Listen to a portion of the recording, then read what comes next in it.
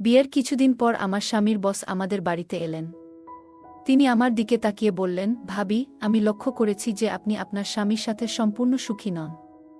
আমি এই কথায় খুব অবাক হলাম, কিন্তু কিছু বলতে পারলাম না। কয়েকদিন পর বস আমাকে আলাদাভাবে ডেকে বললেন, আপনি যে আপনার জীবনে সুখ পাচ্ছেন না তা স্পষ্ট। আপনি চাইলে আমার সাথে কিছুটা সময় কাটাতে পারেন। আমি আপনাকে হাসাতে পারি। আমার চেহারা বেশ সুন্দর ছিল, গায়ের রং ফর্সা। বিয়ের পর আমি আরও সুন্দর হই। কিন্তু আমার স্বামী কখনোই সেটা বুঝতে পারত না, কারণ তিনি দৃষ্টিহীন ছিলেন। বিয়ের কয়েক মাসের মধ্যেই তার দৃষ্টিশক্তি সম্পূর্ণভাবে চলে যায়। ফলে কেউ আমার সৌন্দর্যের প্রশংসা করতে পারত না। আমি মনে মনে চাইতাম কেউ আমার প্রশংসা করুক, কিন্তু আমার কেউ ছিল না। একদিন একটি অজানা ব্যক্তি আমাদের বাড়িতে এলো। আমি তাকে আগে কখনো দেখিনি, কিন্তু তার উপস্থিতি আমার জীবনে নতুন অধ্যায়ের সূচনা করল। তাকে দেখেই আমার মনে একটা ভালো লাগা কাজ করতে শুরু করল। জানি না কেন আমার গল্পগুলো তোমরা শুনো, কিন্তু সাবস্ক্রাইবই করো না। দয়া করে গল্পগুলো ভালো লাগলে ভিডিওটি লাইক, শেয়ার এবং চ্যানেলটি সাবস্ক্রাইবই করো প্লিজ। যখন আমি লোকটির কাছে তার পরিচয় জানতে চাইলাম, সে বলল, আমি আপনার স্বামীর অফিসের বস, জিম। ঠিক তখনই আমার স্বামীর গলা শোনা গেল, বলল, নেহা, তুমি বসকে দাঁড় করিয়ে কেন প্রশ্ন করছো? দরজার ভিতরে ঢুকে বস আমার কাছে ফিসফিস করে বললেন, ভাবি, এই বাড়ির বাকি ঋণ পরিশোধ করতে হবে। শীঘ্রই এই বাড়িটি আমার হাতে তুলে দিতে হবে। এটি শোনার পর আমি হতবাক হয়ে গেলাম। কিছুদিন আগে আমার স্বামী তার দৃষ্টিশক্তি হারিয়েছিলেন, আর এখন এই নতুন সমস্যা। আমার কান্না শুরু হয়, আর আমার স্বামীর চোখে জল দেখে সে বলল, আমার স্ত্রীকে এখন কোথায় নিয়ে যাব? তার বস তখন বললেন, চিন্তা করো না, তুমি তোমার স্ত্রীকে আমার বাড়িতে নিয়ে যেতে পারো। আমি তোমার কাছ থেকে 1 টাকাও নিব না। তোমরা শুধু আমার কর্মচারী নও, তোমরা আমার অনেক দিনের বন্ধু। সেই মুহূর্তে তার বস আমাদের জন্য সত্যিই দেবদূত হয়ে উঠলেন। আমি জানতাম আমার স্বামীর বসের মনে কি চলতেছিল। সে হয়তো আমাকে মনে মনে চাইতে শুরু করছে, তাই সে আমাদের তার সাথে রাখতে চাচ্ছে। আমরা তৎক্ষণাৎ রাজি হয়ে গেলাম এবং আমি আমার জিনিসপত্র নিয়ে জিম সাহেবের বাসায় গেলাম, কারণ এছাড়া কোনো উপায় ছিল না। সেখানে কোনো পরিবারের সদস্য ছিল না, শুধু আমরা। আমার স্বামীর বস আমাকে বললেন, তুমি কাজের চিন্তা করো না, শুধু স্বামীর যত্ন নাও। আমাদের সাহায্য করার জন্য অনেকে আছে। আমাদের রুম দেখানোর পর জিম বাড়িতে থাকলো আমাদের সাথেই এবং অফিসের কাজগুলো করে। আমি সেই মাসের বেতন পেয়েছিলাম, আর পরের দিন থেকে নিজের রুমের বাথরুমে গিয়ে স্নান করতেছিলাম। সেই সময় আমি শুধু গাউন পরেছিলাম, কারণ বাথরুমটা ছিল একান্ত আমার জন্য। তখন ঘরে ছিল একজন দাসী, যার নাম করিমা বাই। এটা একদিনের ঘটনা। আমি তখন স্নানঘর থেকে বের হচ্ছিলাম, শরীরে গাউন জড়িয়ে। দরজা খোলার পর দেখতে পেলাম এক ভদ্রমহিলা দাঁড়িয়ে আছেন। তিনি বললেন, আমি করিমা বাই। কিছু লাগলে আমাকে জানাবেন। আমি তার সঙ্গে কুশল বিনিময় করলাম এবং মনে হলো গা মোছার তোয়ালে দরকার। করিমাকে জিজ্ঞেস করলাম, তোয়ালে কোথায় রাখা হয়েছে? তিনি বললেন, ওটা ভালো করে ভাঁজ করা আছে, আপনি নেবেন? এই কথার পর আমি তোয়ালে নিয়ে স্নানঘরে চলে গেলাম। তখনই দরজার বাইরে কেউ কড়া নাড়ল। আমি দরজা খুলে দেখি আমার স্বামীর অফিসের বস দাঁড়িয়ে আছেন। একটু অবাক হলেও বললাম, বস, কিছু দরকার ছিল? তিনি হেসে বললেন, একটি জরুরি ফাইল দরকার, তাই এসেছি। আমি তখন কিছু না বলে ফাইল খুঁজতে শুরু করলাম। ওই অবস্থায় ফাইল পেয়ে দিয়ে আসার সময় তিনি বললেন, আপনার চেহারা খুব সুন্দর। তার মুখ থেকে প্রশংসা শুনে একটু অপ্রস্তুত হয়ে গেলাম। সন্ধ্যায় যখন আমরা সবাই একসাথে বসেছিলাম, তখন স্বামীর পাশে বসে তাকে খাইয়ে দিচ্ছিলাম। স্বামীর হাত ধরতে গিয়ে আমি হঠাৎ একটু ঘাবড়ে গেলাম, কারণ সেখানে বসেছিলেন। আমাদের কথোপকথনে তার চোখে কিছু আলাদা ভাব লক্ষ্য করলাম। তিনি তখন বললেন, ভাবি, খাবারটি দারুণ হয়েছে, আপনাকে রাগ করতে হবে না। তার কথায় একটু খুশি হলাম, আর তার মুখের দিকে তাকিয়ে দেখলাম তিনি সত্যিই আন্তরিক। একটু সময় পর আমি আবার স্বামীর পাশে বসে তাকে খাইয়ে দিচ্ছিলাম, যখন আমার হাত আবারও তার দিকে চলে যায়। আমার মুখে ভয়ের ছায়া পড়ে না। তারপর তিনি বললেন, আজকের খাবারটায় কিছু ভিন্নতা ছিল, সত্যিই খুব উপাদেয়। তার কথায় আমার চোখের জল নেমে এলো, কারণ কেউ আমার এত কাছের মানুষ এতদিন পর প্রশংসা করছে। করিমা এসে আমাকে বলল, ভাবি, আপনি ভালোই আছেন? আমি তখন বললাম, হ্যাঁ, সব ঠিক আছে। তোমার কাজের জন্য ধন্যবাদ। রাতে যখন সবাই ঘুমিয়ে পড়ল, আমি আবারও স্বামীর পাশে গিয়ে বসলাম। স্বামীকে খুশি করার চেষ্টা করলাম। কারণ ভালোবাসা হল জীবনের শ্রেষ্ঠ সম্পদ। তারপর দিন আমার স্বামীর বস এর সাথে এই দুপুরের খাবার খাচ্ছিলাম। ভয় পেজো না, আমি তোমাকে জোর করে খাওয়াচ্ছি বলেই তোমাকে একটু রাগ দেখিয়েছি। স্বামীর বস বললেন, আমি তার জন্য দুঃখিত, তোমার সঙ্গে এমনটা করা ঠিক হয়নি। তার কথায় আমার ভেতরে স্নেহের অনুভূতি জাগল। আমি আবেগে তার কাঁধে মাথা রেখে কান্নায় ভেঙে পড়লাম। যখন থেকে আমার স্বামী তার দৃষ্টিশক্তি হারিয়েছে, আমার স্বামীর হাসি আমার জীবন থেকে হারিয়ে গেছে। সেই রাতে আমি আমার স্বামীর বসের সামনে আবেগপ্রবণ হয়ে বললাম, এই সময় আমি অনেক একাকিত্ব অনুভব করছি। জানি না কেন আমি আমার মনের সব কথা তার সাথে শেয়ার করতে থাকলাম। বস শান্তভাবে বললেন, আমি তোমার পরিস্থিতি বুঝতে পারছি। যদি কখনো তোমার মনের কথা বলতে ইচ্ছে হয় তবে আমার সঙ্গে শেয়ার করতে পারো। তবে হ্যাঁ, আজ থেকে আমাকে বস বলে ডেকো না। আমি তোমার স্বামীর বন্ধু, তুমি আমাকে নাম ধরে ডাকতে পারো। আমাদের একে অপরের পাশে থাকার প্রয়োজন, তাতে হয়তো তোমার সমস্যাগুলো কিছুটা লাঘব হবে। আমি তখন মৃদু হেসে বললাম, ধন্যবাদ জিম। এটা আমার জন্য অনেক বড় সান্ত্বনা। আমরা এভাবে কথোপকথনে ডুবেছিলাম। হঠাৎ আমার রুম থেকে স্বামীর কাশি শোনা গেল। আমি দ্রুত রুমে গেলাম। সেখানে গিয়ে দেখি স্বামী গভীর ঘুমে আচ্ছন্ন, এমনকি আমার চোখের সামনে ছিল স্বামীর বস জিম। কিছুদিন পর আমার বোন সুমি আমাদের সাথে দেখা করতে এলো। যাই হোক, এখন আমরা যে বাড়িতে থাকি তা জিমের। যদিও আমি সুমিকে এ ব্যাপারে কিছু বলিনি, সেই সময়টা ছিল আমার জন্য খুব কঠিন। কিন্তু জিম সবসময় আমার পাশে ছিল। আমি অনুভব করেছিলাম যে জীবন কতটা কঠিন হলেও কেউ পাশে থাকলে তা সহজ হয়ে যায়। তুমি তোমার বোন সুমিকে বলো যে এই বাড়িটা আমাদেরই, বল জিম। আমি তখন সুমিকে বললাম, হ্যাঁ, এটা আমাদেরই বাড়ি। সুমি যখন আমাদের বাড়িতে এসেছিল তখন আমি লক্ষ্য করলাম সে জিম এর দিকে বেশ মনোযোগ দিচ্ছে। সুমি তখনও অফিস থেকে ফিরে আসেনি, আর জিমও বাড়িতে ছিল না।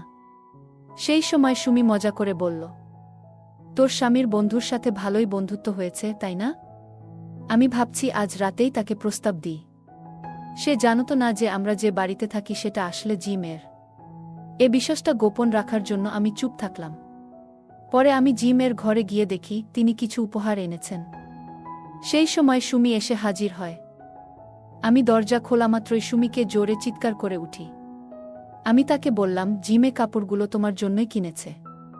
সুমি হতবাক হয়ে ঘর থেকে বেরিয়ে গেল। আমি তখন জিমের দিকে তাকিয়ে হাসলাম। পরের দিন আমার স্বামী দুজনেই ছুটি পেয়েছিল। সেদিন জিম বাড়িতেই ছিলেন। জিমকে দেখলাম সবসময় আমার বোন সুমির কাছে থাকার চেষ্টা করছে। বিকাল পর্যন্ত সুমি আমার রুমে বসে থাকল এবং আমাকে বলল, তোর বন্ধু জিম ভালো লোক, একটু সময় কাটাতে মন্দ হবে না। জিম পরে বলল, তিনি একজন চক্ষু বিশেষজ্ঞের সঙ্গে কথা বলেছেন এবং তোমার স্বামীর চিকিৎসার জন্য তাকে কয়েকদিনের জন্য অন্য শহরে যেতে হবে। আমার স্বামী বলল, আমার বউ জিমও কাজ আছে, তাই সুমির সাথে আমিও যাব। তাতে তোমাদের কাজ সহজ হবে। এই যাত্রার সময় আমাদের পরিবারের কোনো মেয়ের জন্য বাড়ি ফাঁকা রেখে দীর্ঘদিন অন্যের সঙ্গে থাকা কঠিন ছিল। কিন্তু জিম চাহিদার কথা ভেবে আমি জিমের সহায়তায় ভরসা করেছিলাম। সুমি আমার থেকে বড় ছিল, আর তাই আমি জানতাম যে সে বেশিদিন এখানে থাকবে না। আমিও চাইছিলাম যে সে যত তাড়াতাড়ি সম্ভব চলে যাক। সুমি নিজেও তা বুঝত। যেদিন আমি শ্বশুর শাশুড়ির সঙ্গে হসপিটালে যাওয়ার প্রস্তুতি নিচ্ছিলাম, সুমি আর জিম এর সামনে খুশি ছিল, কারণ সে আর আমার স্বামী সেদিন জিম এর ব্যক্তিগত গাড়িতে করে শহরে রওনা দিয়েছিল। তাদের সঙ্গে একজন ড্রাইভারও ছিল। এখন আমি আর জিম বাড়িতে একা হয়ে গেলাম। রাতে জিম যখন আমার সাথে কথা বলার চেষ্টা করতেন, আমি রাগ করে আমার রুমে চলে যেতাম। হয়তো তিনি সেটা বুঝতে পারতেন। জিম একদিন আমার কাছে একটি বাক্স নিয়ে এলেন। সেই বাক্সে ছিল একটি নতুন পোশাক।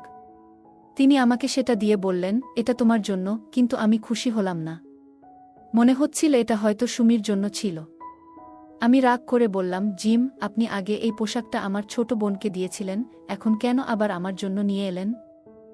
জিম বললেন, নেহা, এটা সত্যি তোমার জন্য। আমি কখনো এরকম পোশাক কাউকে দিইনি। এই প্রথম তোমার জন্য কিছু এনেছি। তার কথা শুনে আমি একটু শান্ত হলাম। মনে হচ্ছিল তিনি সত্যি বলছেন।